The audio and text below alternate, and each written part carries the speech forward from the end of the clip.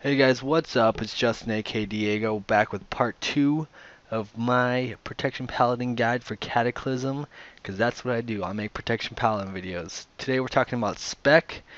I'm talking about specifically a Ward of Glory spec, which is great for if you're under geared for heroics, which a lot of us are going to be when we first level up, and starting raids and stuff. Great survivability spec. So let's go ahead and talk about some of the things that I like. And I also have a clip that I'll show you where I'm using it in action. First, the most essential probably talent, one of them, is Eternal Glory. Obviously, this gives you your holy power back, has a 30% chance to give you that holy power back when you use Word of Glory to heal yourself. Now that's awesome, and it actually, if you plan on using Word of Glory, which you should in these progression type instances to help your healers out who might not be very geared, and just to help yourself out, help you live. If you plan on using that heal on yourself, it sometimes is a DPS upgrade over Seals of the Pure, because there are times when you will get that proc. You have that 3 stack, and you'll get that holy power right back, and you'll be able to follow that right up with a shield at righteousness. Whereas if you didn't spec Eternal Glory and you had Seals of the Pure, you would just and you healed yourself, that holy power would be gone, and you have to regenerate 3 holy power. So depending on the situation, sometimes it is a DPS upgrade over Seals of the Pure, just depending on how much you're planning on healing yourself. Other vital talents, obviously Divinity is a really good one. Everything else is standard. I don't take Hallowed Ground because that's an AoE talent. Yes, it does do more damage. I don't know if you guys know this, but Consecrate will do more damage untalented or talented than Holy Wrath. Full duration Consecrate will do more than Holy Wrath, single target wise. But just without talent, it's just such a mana sink, and it's not that big of a difference. It's about 50 TPS. Or threat per second over Holy Wrath, so it's not that huge of a deal. But yes, if you're trying to eke out all that TPS, yes, specking that and using that over Holy Wrath, using Consecrate over Holy Wrath, will be a little bit more of a TPS upgrade. Anyway, but for Word of Glory, other amazing talent is Guarded by the Light. Obviously, it increases the amount that Word of Glory heals by 10%, and also at 2 points, any overheal gives you an absorb effect, which is amazing. So the heal is never wasted, whereas a lot of healing before in Wrath and stuff done to ourselves was majority overheal. So now if we plan on healing ourselves and say we're, I don't know, just at 98% health and we feel like healing ourselves, we're going to get some benefit out of it because we're going to be able to put that absorb on ourselves. So but keep in mind, a weaker absorb will be overridden by a stronger absorb. So for example, say you have for some reason a 6k absorb on you from Guarded by the Light, and your Eternal Glory procs, and for some reason you feel like using it again, and you absorb yourself and heal yourself for 12k, that 12k shield will override that 6k shield, so it won't be the 18k total. It'll just be the stronger shield, and vice versa. A weaker shield will not overwrite a stronger shield. So just keep that in mind when you're using this talent. They don't stack, it's just the strongest absorb or heal at the time that will be on you. And other talents are just pretty much standard. You see, you got 32 points in there because I had to put 2 points in Guarded by Light. A pretty much standard, quote unquote, standard threat spec would be 2 points in Seals of the Pure and only 1 point in Guarded by the Light.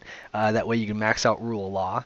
I like the Ret tree a lot better than the Holy tree. Some Word of Glory builds that I've seen, some people like picking up Last Word.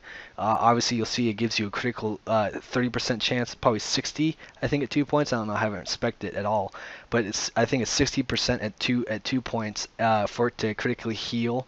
For 35%, if you're at 35% or lower. I don't like this because it's just situational. It only gets benefit if you're at low health. Whereas if you see Rule of Law with just 2 points, it's 10%. At 3 points, it's 15%. But like I said, you don't have the points to get all 3 points. But so it's 10% all the time, which I feel is more vital than just 60% just some of the time. So I like buffing it all the time rather than just some of the time. Plus you get utility, which is increased range on your judgment, and probably one of the strongest and most fun talents, Pursuit of Justice. I mean, you run faster, and when shitty things happen, and by shitty I mean stuns and fears and mobilization effects, you get a free holy power stack. So I mean, they're out there, they're in PvP. I mean, there's mobs that are going to stun you, so you're going to get a free holy power out of it. Yeah, it does kind of fuck up your rotation sometimes, and sometimes it's bad because sometimes you get stunned with 3 holy power, so that holy power you generated is wasted. So it's not the best in that case, but for the majority of the time it's awesome, and plus you get 15% run speed. I think we're the only tanks in game that get that run speed bonus. I'm not sure. I think I was gonna say DKs, but I think they might have to. I don't know about Unholy Presence. I know it used to back in the day. I haven't played DK in a long time, but I don't know if DKs can or not. But basically, if they can, whatever. Us and DKs might. I don't think they can though. But we're the only tank. Assuming the DK tank can't, you get 15% bonus speed. Everyone else has got it enchanted on their boots, so which is pretty awesome. But I'm gonna show you that clip where I'm using it in action. Oh, and I wanted to talk about the glyphs real quick. Obviously, if you're using a Word of Glory build, glyphing for Word of Glory is amazing.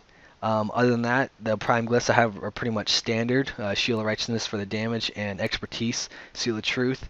Pretty much one of the best glyphs we could have while we're under geared and there's not a lot of expertise floating around. That's something. 10 expertise skill is I think somewhere around like 200, 300 expertise rating. It might be even more, but I'm just lowballing it to keep myself on the safe side. But it's a lot of expertise rating. That's all I'm saying. And then for single target, obviously focus shield. For multi-target, you want a day shield or just something other than focus shield. And then Holy Wrath is amazing utility for stunning elementals and dragonkin, and then lay on hands is pretty awesome. You basically on boss fights in Cataclysm and raids, you get to use that once a fight, so that's another cooldown, another amazing cooldown that we have available to us as prots. So we're in Vortex Pinnacle. I think that's the name of the place. Anyway, so after my standard opener, which in case you guys are wondering is Divine Plea, then Avenging Wrath, Avenger Shield, Judgment, and then Shield Bash, and then I just go right into my standard 939 rotation, which I'll talk about in another video. But I just want to show you the spec in action after that Warlock trucked in there. Did you guys see that? Oh, Trax, I love you, man.